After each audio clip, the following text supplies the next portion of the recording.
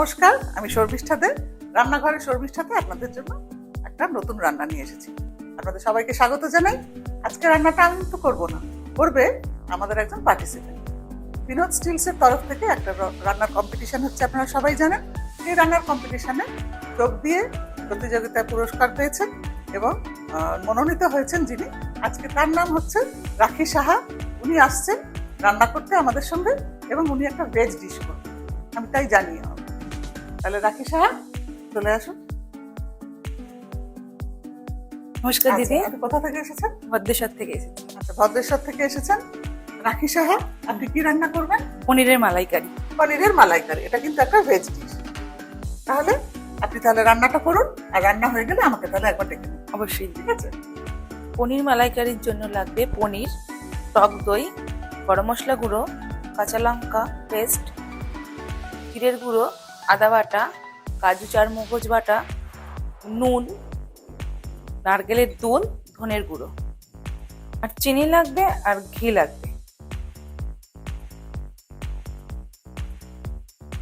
আমি প্রথমে কড়াইতে গরম জলটা একটু বসিয়ে দিচ্ছি।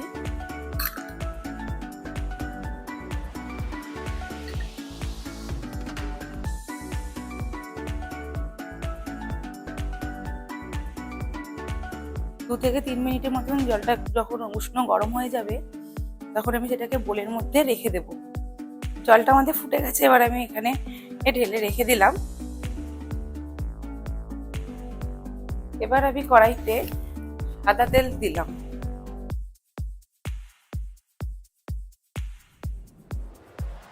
তেল দেওয়ার পর আমি 2 চামচ মতন এখানে ঘি অ্যাড করছি।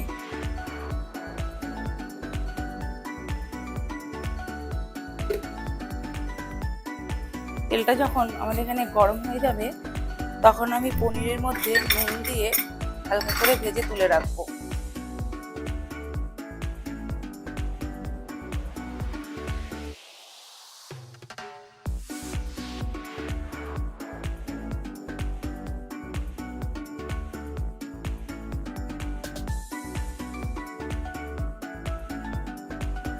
তেলটা আমাদের গরম হয়ে এসছে।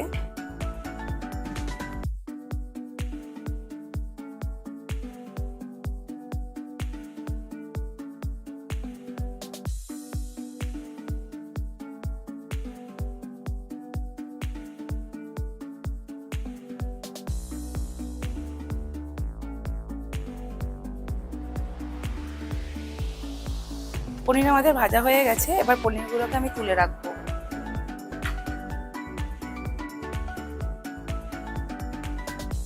পনিরটাকে আমি গরম জলের মধ্যে দিচ্ছি, তার মধ্যে আমি একটুখানি নুন দেবো, পনিরগুলো যেন সফট থাকে। রান্না করার পরেও অনেক সময় পনির হার্ড হয়ে যায় আমাদের, কিন্তু এখানে যেহেতু আমি নুন দিচ্ছি, পনিরটা আমাদের হার্ড হবে না। ওটা কাঁচা গন্ধটা যায় ততক্ষণ আমি একটু কাঁচা লঙ্কাটাকে নাড়িয়ে নিলাম। তারপর আমি এখানে আদা বাটা দেবো। 1 চামচের মতন আমি আদা বাটা দিলাম।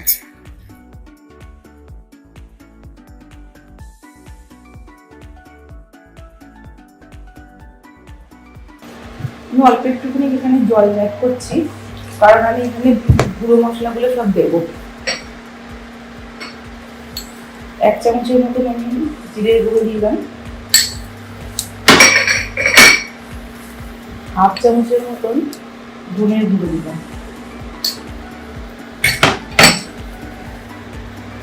এবার যতক্ষণ না মশলাটা আমাদের কষানো হয়, ততক্ষণ পর্যন্ত আমি এখানে নাড়তে থাকবো।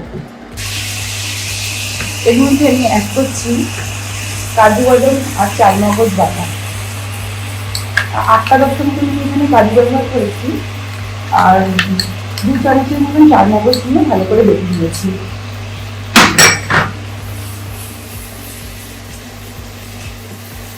আবার ভালো করে আমি এটাকে কষিয়ে নিচ্ছি। 1/2 চামচের মতন আমি চিনি দিলাম। এই রান্নাটা একটু মিষ্টি মিষ্টি হয়,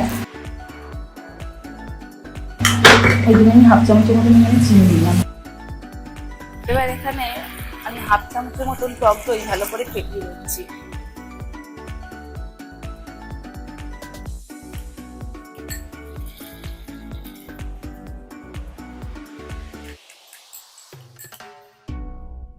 টক দইটা আমি ফেটিয়ে দিচ্ছি, তার কারণ হচ্ছে টক দইটা যদি না ফেটাতাম তাহলে এখানে মানে একটা লামসের মতন পড়ে যেত, ওই জন্যই ভালো করে টক দইটা ফেটিয়ে নিলাম।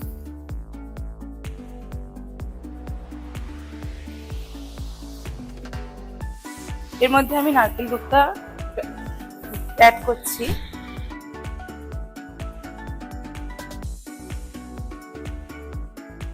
অল্প করে একটু জল দেব।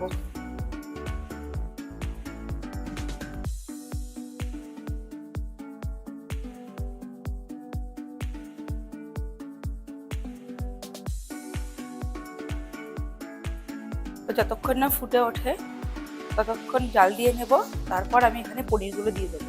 এবার জল ফুটে গেছে, এবার আমি এর মধ্যে পনিরগুলো দিয়ে দিচ্ছি।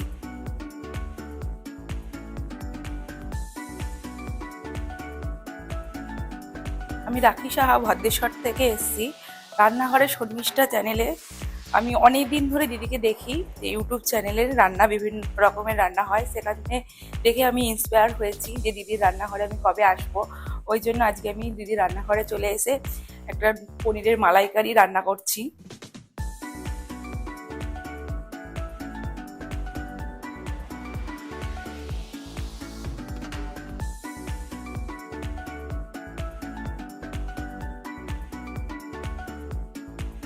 পনিরটা দেওয়া হয়ে গেছে কড়াইতে, এবার ফুটে উঠেছে। আর একটু ঘনত্বটা দেখে আমি নাবিয়ে ওপর থেকে একটু গরম মশলা দেবো।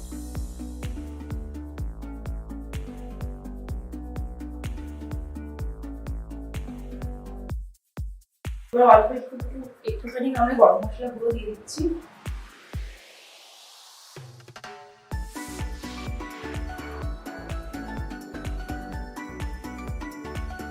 হয়ে গেছে।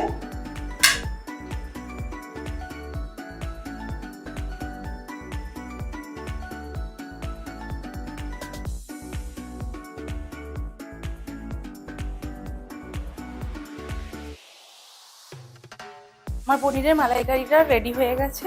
টেস্ট করার জন্য আমি শর্মিষ্ঠার দিকে ডেকে নিচ্ছি।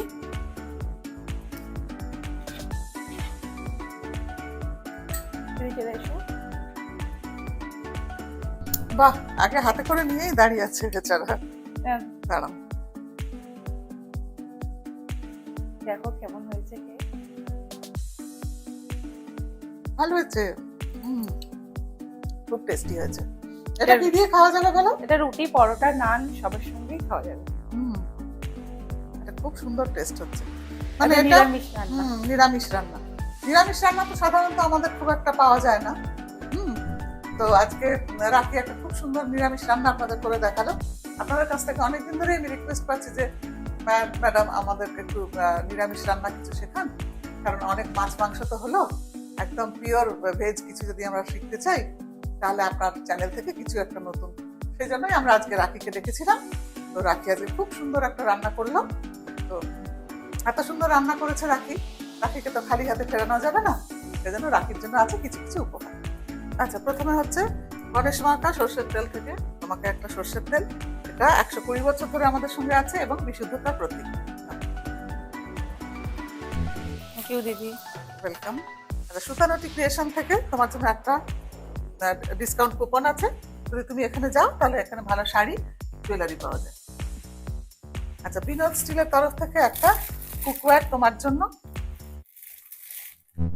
আস্বাদন ঘিয়ের তরফ থেকে একটা ঘি তোমার জন্য, এটা তুমি নিজে ব্যবহার করো, সবাইকে বলো এই আস্বাদন ঘি কিনতে।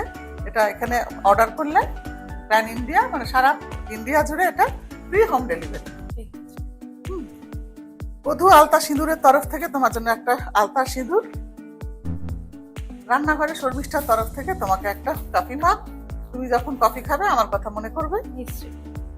আচ্ছা, মোমোরের তরফ থেকে এক প্যাকেট মোমো তোমার জন্য। বিন্দু বিসর্গ পাবলিশার্সের তরফ থেকে একটা রান্নার বই তোমার জন্য। অধিকারী ব্রাদার্স জুয়েলার্সের তরফ থেকে একটা গিফট তোমার জন্য। আর আছে হ্যারাল্ড ফুডসের তরফ থেকে অনেকগুলো জিনিস, একটা হচ্ছে ধোকা মিক্স, একটা কর্নফ্লাওয়ার, একটা বেকিং পাউডার, একটা ম্যাঙ্গো জ্যাম আর একটা মাস্টার্ড সস। এগুলো সমস্ত কিছুই তোমার জন্য। তাহলে এগুলো সব তুমি ব্যবহার করবে আর রান্নাঘরের শর্মিষ্ঠার কথা মনে করবে। অবশ্যই। তাহলে আমার দর্শকদের একটা গুড বাই করে দাও। Good bye. আপনাদের তোমার কেমন লাগলো আমাদের এখানে এসে রান্না করে বলো। হ্যাঁ, আমার এখানে অনেকদিন ধরেই আসার ইচ্ছা ছিল, দিদির কাছে আসবো, একটা নতুন নতুন রান্না করবো, এখানে এসে সত্যি খুব ভালো লাগলো। আর তার সঙ্গে তো এতগুলো গিফট আছেই, খুবই ভালো লেগেছে। ঠিক আছে, তাহলে আপনারাও আমাদের সঙ্গে থাকুন, আপনারাও আমার সঙ্গে এসে রান্না করতে পারেন। আড্ডা চলে রান্না করলে এত হাত ভর্তি করে আপনারাও গিফট পেতে পারেন। তাহলে আজকের মতন আসি, নমস্কার।